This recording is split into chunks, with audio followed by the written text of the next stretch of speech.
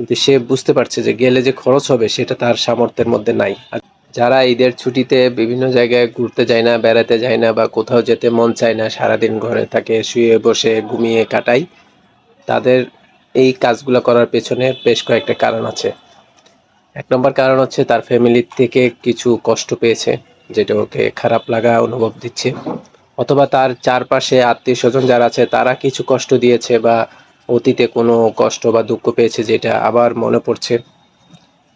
পরবর্তী যে সমস্যাটা সেটা হচ্ছে আর্থিক সমস্যাটা। কারণ আপনি যে ঘুরতে যাবেন বা বেড়াতে যাবেন, ঈদের মৌসুম কিন্তু বাড়তি খরচের ব্যাপার।